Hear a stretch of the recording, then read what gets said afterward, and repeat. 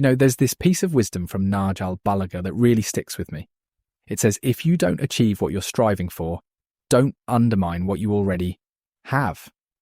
And I think, honestly, we've all been there, driven by big dreams or future goals, so focused on what we're chasing that we barely notice everything good around us. It's like we put what we have on pause while waiting for something better. Now, this teaching is not saying don't dream big or stop trying. Not at all. It just asks us, hey, take a second to look at what's already in your hands before running after what's farther away.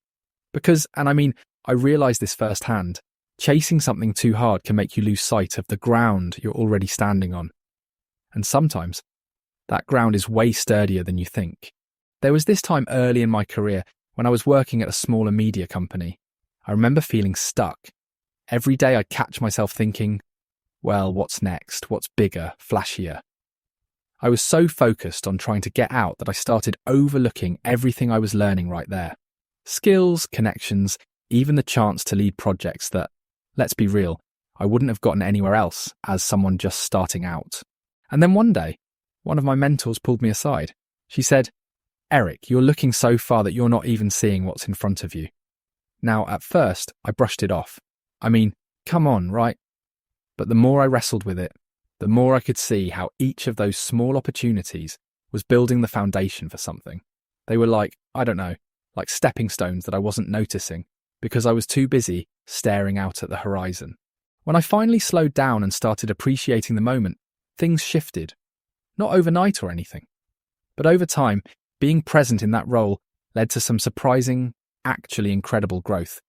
I didn't just land the next big thing. I had prepared for it in ways I couldn't have imagined back when I was so focused on leaving. And that's the thing. When you lose sight of the present, you don't just overlook where you are, you risk losing it altogether. It's a comfort to dream, isn't it?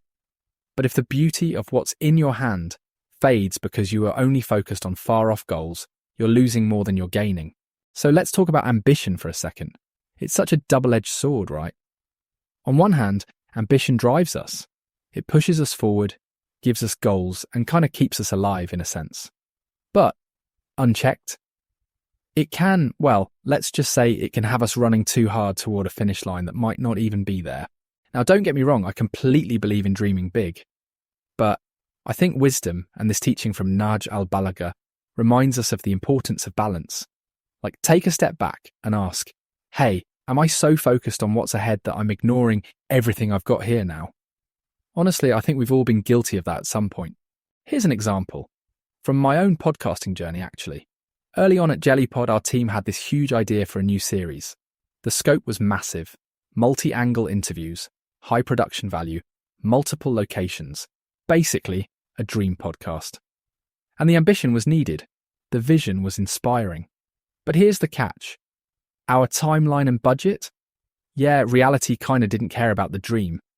I mean, we were aiming for perfection, but at the risk of burning through resources and, honestly, our mental energy too. What saved us was a moment of realization during a team meeting. We had this back and forth where someone finally said, okay, let's not lose what's already working while trying so hard to build this. And you know what? That clicked. We decided to scale back, focus on what we could reliably pull off without sacrificing quality, and actually leverage what we already had. Tools, partnerships, even our audience's existing preferences. In the end, that project became one of our most successful because we stopped overreaching and started being smarter about what was within our grasp. And the crazy thing, those limitations ended up sparking some of the best creative ideas we had throughout the process.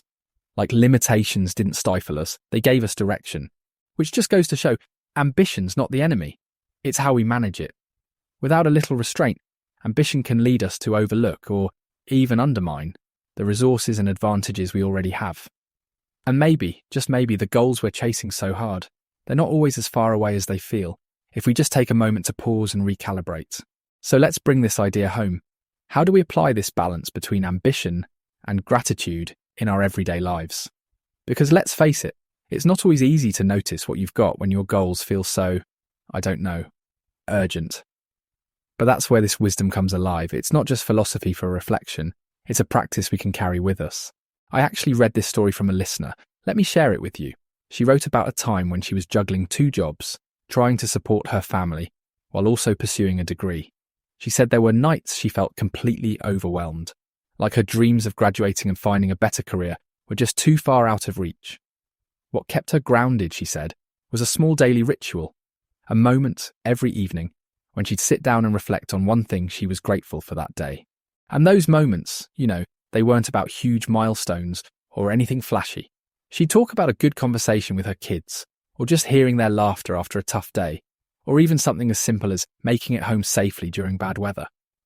Those little things, she said, kept her connected to what was real and good in her life, even while she was working so hard for something bigger. It's such a powerful reminder, isn't it? That gratitude, real, intentional gratitude, it's not something you reserve for the end of the race. It's something you weave into the whole journey. Because sometimes the goals we're chasing, they're built on the very moments we're tempted to overlook. So maybe that's the takeaway today. Start small. What's one thing right now, even if it feels trivial, that you can appreciate about where you are?